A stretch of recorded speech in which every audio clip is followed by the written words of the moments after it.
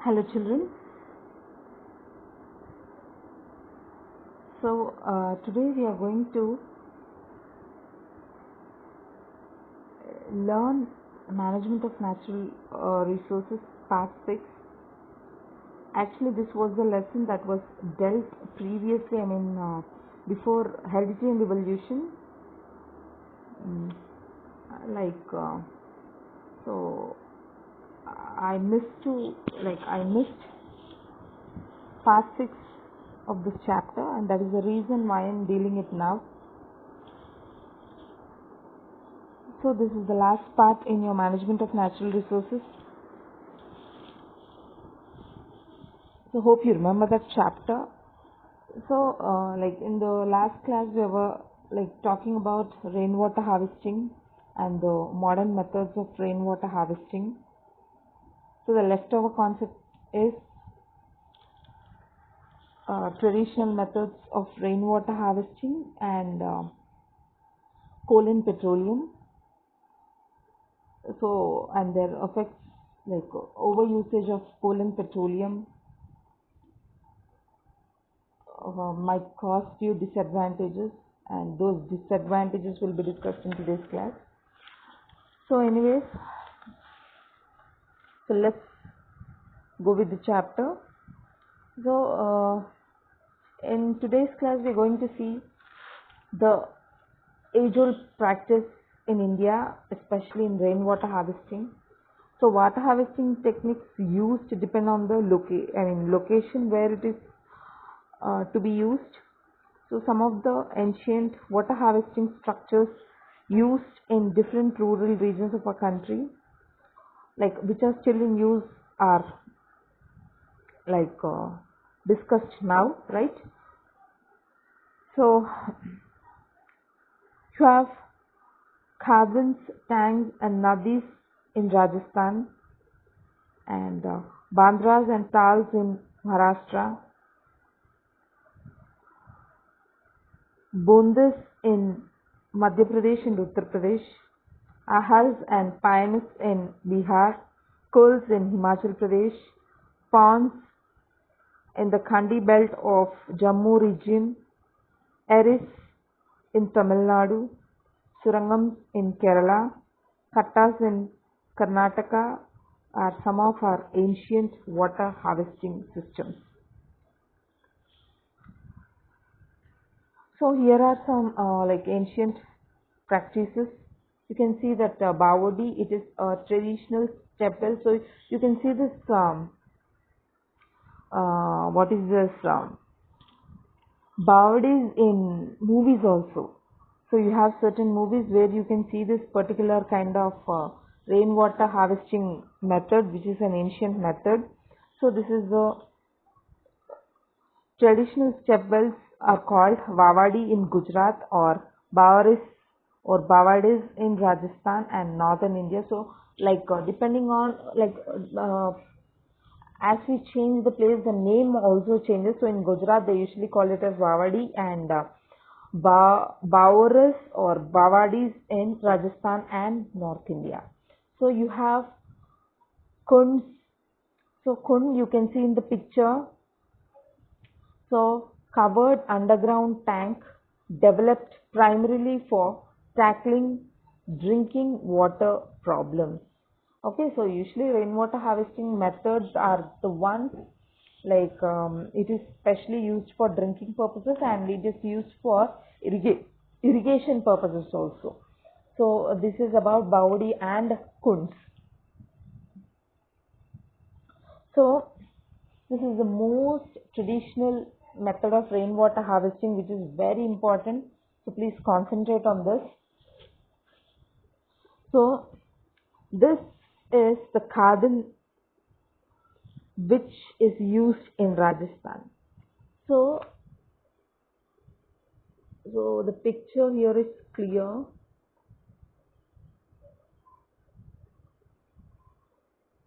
So yes, you can see in this picture clearly. So the main feature of khadan system of rainwater harvesting is a very long, that is 100 meter to 300 meter long earthen embankment called bund built across the lower edge of the sloping farm land. So the rainwater from the catchment area. So here you can see, you can see. Okay, so once I give you a brief note, then you will understand. I'll show you the picture and then I'll explain you. So anyways, a bund built across the lower edge of the sloping farmland. The rainwater from the catchment area flows down the slopes and stopped by the bund to form a reservoir. The excess water flows across the bund through the pathways provided for this purpose and goes into shallow wells dug behind the bund. The rainwater which collects in the reservoir formed by the bund and in the well seeps slowly into the land. This water saturated land is subsequently used for growing crops. So here you can see, actually it is a low lying area, it is a slope. Okay, so from the high point to the lowest point, a barrier is created. Okay, so here you can see embankment is constructed.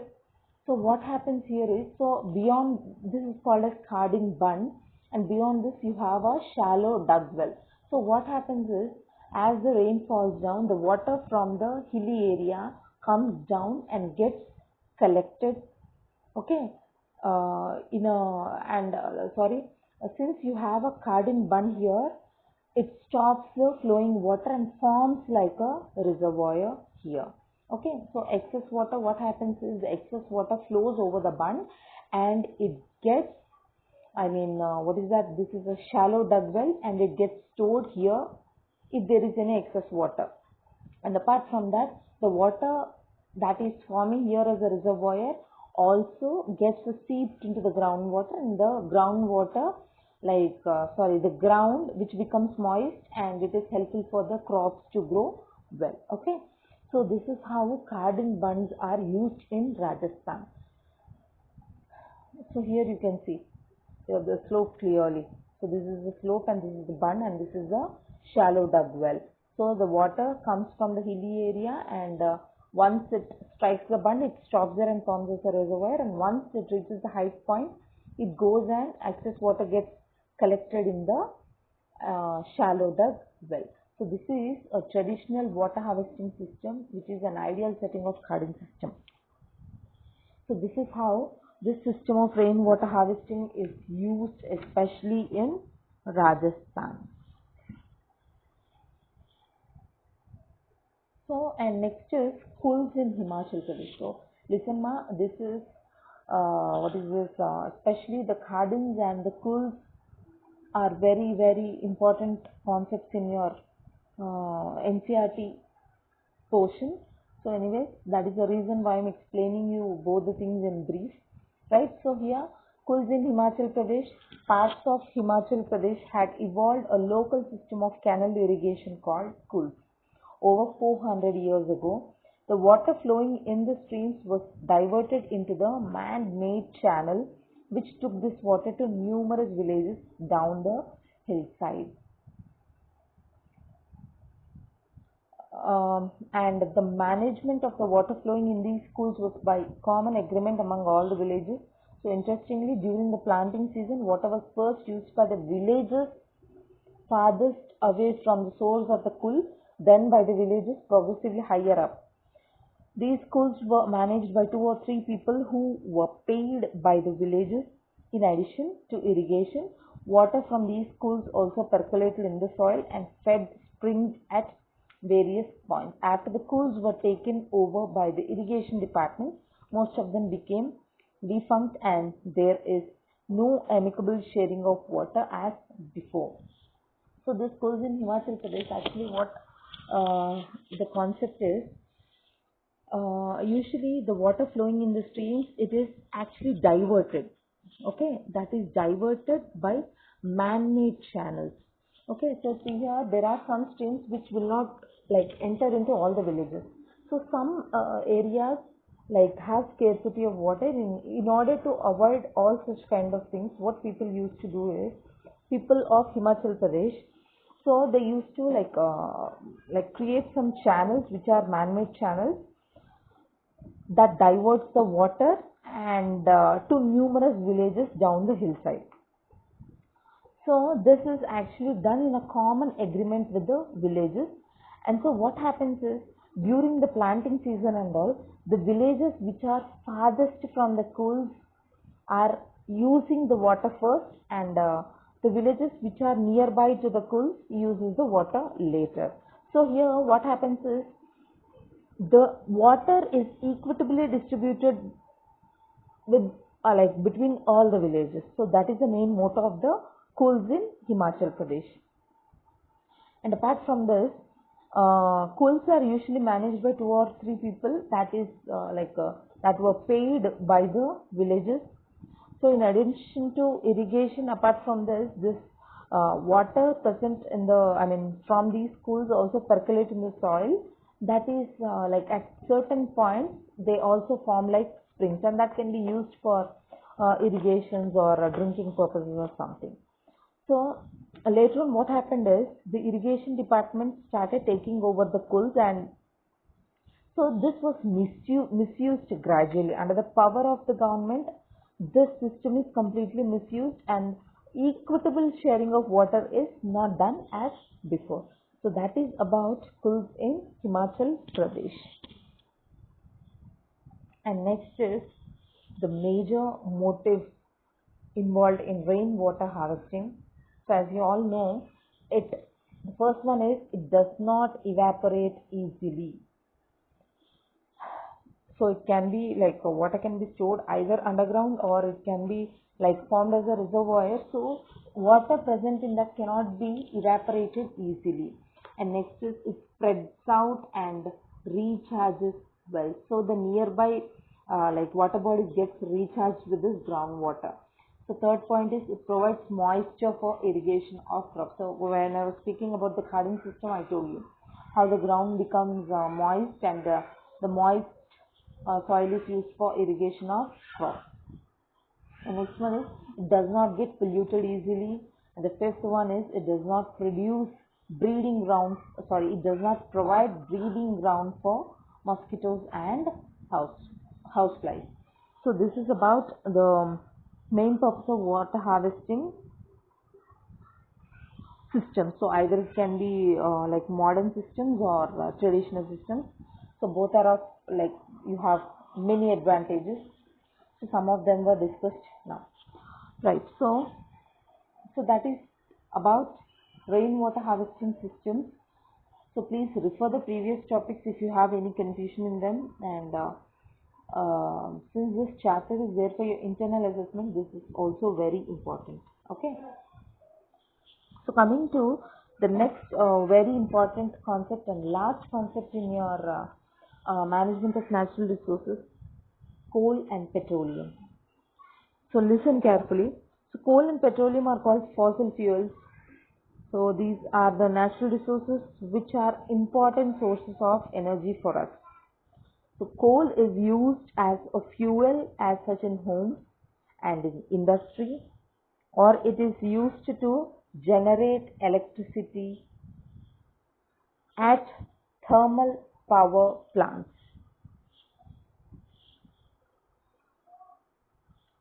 And petroleum products such as petrol, diesel are used as fuels in transport to run scooters, motorcycles, cars, buses, trucks, trains, ships, and aeroplanes.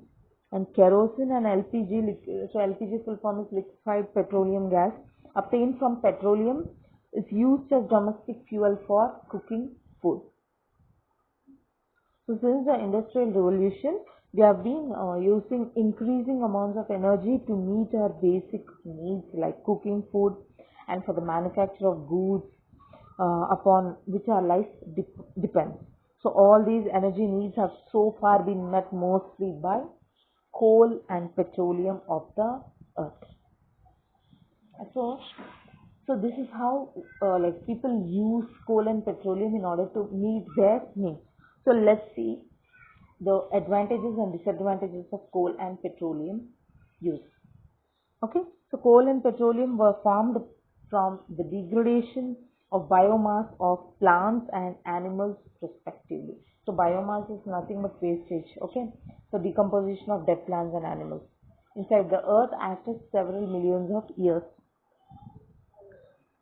So we obtain coal from the coal mines dug into the earth, and petroleum is obtained by digging oil wells deep in the earth.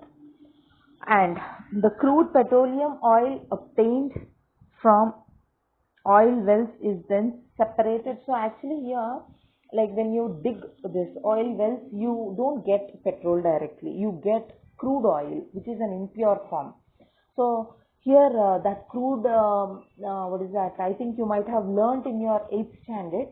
So you have purifying. Okay, so purifying this what is that crude oil by what is that method? So this fractional distillation. Okay, so using that the process, usually like crude oil gets separated into petrol and various byproducts also will be getting. So that's a different issue anyways. So so like the crude oil that is obtained from the oil wells is then separated into fuels such as LPG, petrol, diesel and kerosene. So we have been using coal and petroleum resources at such a rapid rate in the past so that they will get exhausted in the near future. So the usage is becoming more. Since the population is more, obviously the usage is more. That is the reason why the coal and petroleum reserves are getting depleted. So why they are getting depleted? Because they are non-renewable sources of energy. And it has been estimated that at the present rate of consumption, the known petroleum reserves of the earth will last us for just about 40 years more, and the coal will last for about another 200 years ago. So if we continue the usage of coal and petroleum like this, petroleum reserves may last for about 40 years and coal reserves may last for about 200 years. So in order to avoid this, anyways, you will have certain steps, okay, in order to save the reserves of coal and petroleum. That will be discussed till later. Later in the sense, after the completion of the effects caused by the usage of coal and petroleum, I'll be discussing those steps. So here, what happens is coal and petroleum usually contain carbon, hydrogen, nitrogen, and sulfur. So when they are burnt, they release carbon dioxide and oxides of nitrogen and sulfur. So you know that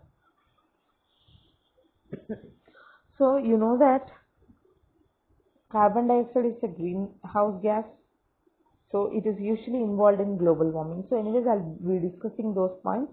So just before starting that, I would like to give you some small introduction regarding this pollution caused by burning coal and petroleum based fuel. So since coal and petroleum have been forming from biomass, plant, that is plant and animal material, in addition to this carbon and hydrogen, they also contain, as I told you earlier, in addition to that, they also contain nitrogen and sulfur elements. So when coal and petroleum based fuels, particularly petrol and diesel, are burnt, the products of combustion are carbon dioxide and water, sulfur dioxide and nitrogen dioxide.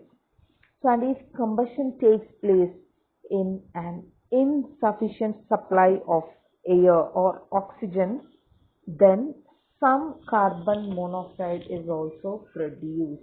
So I think you are very clear with this.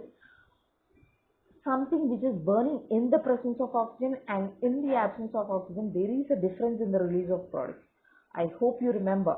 So anyway, sometimes the products might burn in insufficient supply of air, and that time it produces minute amount of carbon monoxide also, which is very dangerous to humans especially. So out of all the products of combustion of these fuels, only water is harmless and does not affect the environment, and all the other products are harmful and thereby pollute the environment. So individually I'll be telling about uh, the effects. So the first one is sulfur dioxide, which attacks the lungs. Please note down all these points. Okay. So sulfur dioxide attacks the lungs, causing a respiratory disease called bronchitis and other diseases. Okay. So here simply you can say carbon dioxide attacks the lungs and causes certain respiratory diseases, and sulfur dioxide also dissolves in rainwater, making it acidic. You should be very clear with this concept, because the concept of acid rain formation is usually dealt from your 7th standard onwards. So the acid rain thus produced damages trees, plants, aquatic organisms, buildings and metal structures also. You know acid rain, right? So these are the effects that is caused by the acid rain. And so here, just like sulfur dioxide, nitrogen oxides attack the breathing system and also cause acid rain. And carbon monoxide, which is a very poisonous gas, if carbon monoxide gets into our bloodstream, it stops red blood cells from carrying oxygen from lungs to the rest of the body, causing suffocation. So that is the reason. So usually you know that red blood cells are the one which carry oxygen from the lungs to various parts of the body. And so what happens is carbon monoxide usually replaces the oxygen and it gets attached with the red blood cells. And so what happens, oxygen is not carried to rest of the body parts, and thereby you don't get proper oxygen and you will die of suffocation. So too much inhalation of carbon monoxide also causes death. And so though carbon dioxide is not a poisonous gas, and next one is carbon dioxide. So carbon dioxide is not a poisonous gas, but it is a greenhouse gas which traps the sun's heat energy falling on the earth. So I am talking about global warming here. Even this concept is familiar to you, right? So the burning of more and more fossil fuels is increasing the amount of carbon dioxide in the atmosphere, causing increased greenhouse effect, leading to global warming. So this is how global warming is caused, and here you can see acid rain formation. So sulfur dioxide and nitrogen dioxide, it gets combined with rainwater and gives acid rain. Okay, so which on falling on trees, it becomes like this. See, even Taj Mahal. Okay, the color of Taj Mahal, pure white marble, is getting faded and it is changing to pale yellow color due to acid rain. Okay, due to heavy pollution, Taj Mahal is also getting corroded, right? So this is how here you have equations also. If you are interested to know more about this, you can look at these equations also. So that is how burning of this coal and petroleum based fuels causes certain effects. You can even see due to global warming, the polar ice is also melted, and due to this, the sea levels also rises. Okay, which might destroy the areas which are closer by to the seawater. And so, coming to simple choices can make a difference in our energy consumption. So, how you can what is that? How you can prevent these disasters? Okay, how you can reduce the usage of coal and petroleum. So here you have some methods. So I'll be talking about that. So listen carefully. So here I've given you only 5, but I'll be telling you almost 10. Okay, so listen carefully. So switch off the lights, fans, television and other electrical appliances when not needed. So this will save a lot of electricity. Second point is use energy efficient electrical appliances to save environment, to save electricity. So this can be done by using compact fluorescent lamp CFL and fluorescent tube lights instead of traditional filament type electric bulb. So traditional filament type electric bulb consumes more and more amount of energy. So nowadays we are getting LED bulbs and also you can use that fluorescent bulbs and all. So next is use a staircase to climb at least up to 3 floors of a building instead of taking a lift. So this will save electricity. Pressure cooker should be used for cooking food to save fuels like kerosene and LPG. Good quality stove should be used to burn fuels like kerosene and cooking gas so as to obtain maximum heat. Okay, even combustion also is like what you say, the difference in the combustion also makes you like consume more and more amount of coal and petroleum. So like when you select the stove also, the quality of the stove should be good so that the combustion capacity will be good, and in this way you can minimize the usage of coal and petroleum. And next one is solar cookers should be used to cook food whenever possible. So the usage of biogas as a domestic fuel should be encouraged in rural areas. So biogas, I think you know about this biogas. This gas is usually obtained, okay, by anaerobic respiration of the waste material of plants and animals. Okay, so this should be used as fuel, domestic fuel, especially in rural areas. And bicycles should be used for covering short distances to save precious fuel like petrol. And the public transportation system should be used, and the fuel efficient engines of motor vehicles should be designed to reduce the consumption of petrol and diesel. So you know that. So whenever you select a bike, you'll be seeing now. So what is that? What is the fuel burning capacity of that? You will look at the engine. You will look at the features of the engines and all. So usually engines are responsible for proper combustion of fuel. So if there is any improper combustion, it will lead to a lot of pollution and usage of more and more reserves. So that is the reason when you select a bike also, you need to know the fuel, combustion capacity of the engine. So these are the simpler choices in order to consume the energy. So this is about coal and petroleum, and that's it. This is the last topic in your management of natural resources. So here are advantages of sustainable resource management. So I told you natural resource management. So what is the advantage of this sustainable natural resource management? So it is controlling the use of resources in such a way so as to provide for its equitable and continuous availability not only to the present generation but also to the future generation without any harmful impact on the environment. So this is the main motto of sustainable natural resource management. And you have 4 more advantages like equitable distribution, controlled exploitation, minimum wastage, disposal of waste. So if you are clear with the previous concepts, you will understand the advantages of sustainable natural resource management. So children, please don't skip off this chapter since it is there for your internal assessment.